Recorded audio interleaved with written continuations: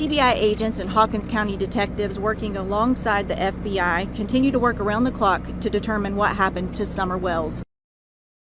Well, today marks 2 years since the disappearance of Summer Wells. The then 5-year-old grabbed national attention after going missing from her Hawkins County home on June 15th of 2021.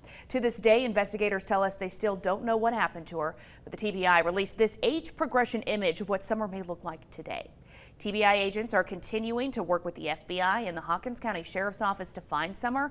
If you know anything, you're asked to call them. Our Kristen Allen will talk to Summer's father, Don Wells, in an exclusive interview about what he thinks happened to his little girl. You can watch that tonight on WVLT News at 6 o'clock. And today, an 8-year-old girl is being remembered after a routine tonsillectomy turned deadly. Now the girl is being honored at an organ donor walk at East Tennessee Children's Hospital. Addie Rudd went to Children's to get her tonsils removed last Tuesday. She went home. Less than 24 hours later, she died of a main artery burst. Her parents are left with questions they're hopeful an autopsy will help answer. According to the Journal of the American Medical Association, children rarely die after this kind of surgery. Addie was reportedly healthy. Now she will be an organ donor. The donor honor walk will happen tonight. Family members set up a GoFundMe for her parents to keep their focus on Addie's funeral instead of medical bills. We do have a link inside our WVLT News app if you'd like to help. Well, Governor Bill Lee is defending Tennessee's third-grade retention law as he visits summer learning programs. He spoke on the law in his upcoming special session while on a visit to Woodland Elementary in Oak Ridge. He says he is committed to safety in schools while also preserving the Second Amendment in Tennessee. He's called for the General Assembly to reconvene. The topic: how to best protect students in school. The special session on public safety is set for August 21st. We have a link for your feedback right now inside your WVLT News app. And today is election day for some parts of Tennessee. A special primary election is being held for the seats of expelled representatives Justin Jones and Justin Pearson. Both were reappointed to their positions on an interim basis. The Republican-controlled state house voted to expel the two in April after they led a demonstration calling for gun reform on the House floor. A third Democrat, Knoxville's Gloria Johnson, survived the vote. Pearson and Jones were reappointed by their counties within days of the nationally broadcasted expulsion vote. The primary special election is today. The general election is August 3rd. Both are facing challengers. And two more special elections will happen this summer for vacant seats in the House. One for the seat left by former Rep. Scotty Campbell from Johnson City, who resigned in April after a House ethics panel found he violated the sexual harassment policy. And another for the late Tennessee Representative Bill Beck, who died of a heart attack on June 4th. Beck was elected to the House in 2014. Elections for both seats are also August 3rd. With inflation finally falling from last year's record high, the Federal Reserve is now pausing rate hikes after 10 straight raises.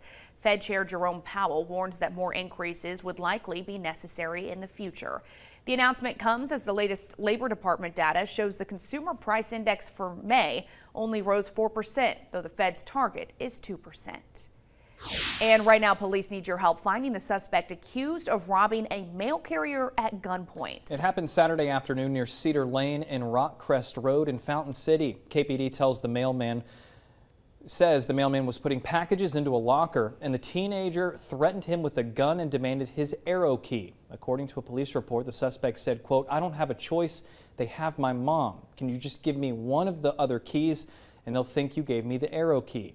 The carrier ended up giving the teen a different key and ran off. If you know anything, please call police. Well, right now, KPD is investigating the carjacking of a Knoxville radio host. And Cody McClure works for Fox Sports by day and also drives Uber on the side. While on his second job, he says he was carjacked and robbed.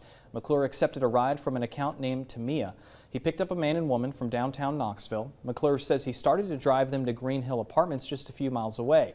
Seconds later, he had a pistol pointed at his side. He says the man told him to get out of the car, and as they both got out, the suspect pointed the gun at him and drove off in his 2009 gold Honda Civic.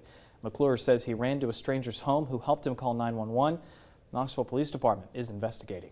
WVLT is proud to be your official station of the Vols. Right now, your Oma Vols baseball team is in Omaha for the College World Series.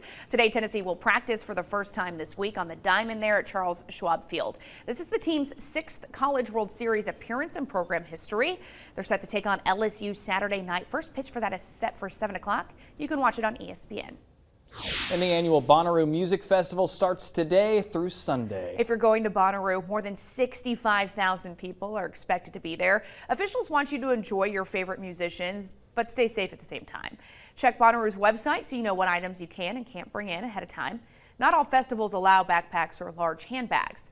Right now, TDOT is preparing for all the traffic. Trucks will be patrolling I-24 and state routes. The exit there, 111, will be used as the main festival exit. Signs will warn you about delays. There will also be no lane closures in that area until Monday.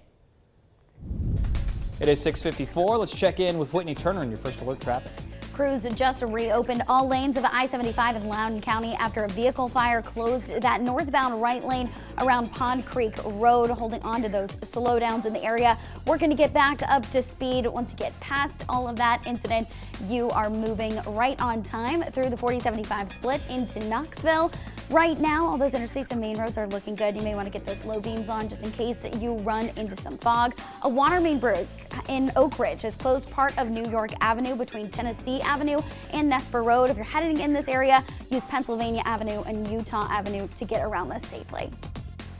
Your First Alert forecast with Chief Meteorologist Heather Haley. 6:55 now. We're starting off with a moderate level of smoke in the atmosphere, but you can see where those fires in Canada are pumping in that heavy level further north into Kentucky today. But the key here is by tomorrow afternoon. I do expect that to be a little bit heavier, really even by tomorrow morning, I should say. You can see where that moderate level really increases a bit more, that heavy smoke kind of dipping down into East Tennessee. That'll add a layer of haze over our area. It'll filter our sunrise tomorrow, so then you can see it ebb and flow a little bit from that lighter to moderate level of smoke overhead. This morning, we're still at that lower level, but down below, we do have some areas of fog developing. Again, Plateau to South Valley, up I-75 into Campbell County. Temperatures in those low to mid 60s area-wide as we're back to more seasonable. You can see some low clouds over downtown Knoxville as well from that fog development. Right now, the winds are calm. We'll stick to more of a 5 to 10 mile per hour wind today and have just a couple of showers and storms developing this afternoon to evening as we get back to a seasonable high of 86. But feeling warmer. That humidity is back for now. It's actually going to take a dip as temperatures go up the next couple of days before that system moves in and stalls out next week. So I've got the latest on the track of spotty rain and storms to develop coming up at 7 on WVLT. CW. Oh my goodness. Well, I'll see you there. it's all relative. Have a good day. We're on WVXX. Yeah, that one.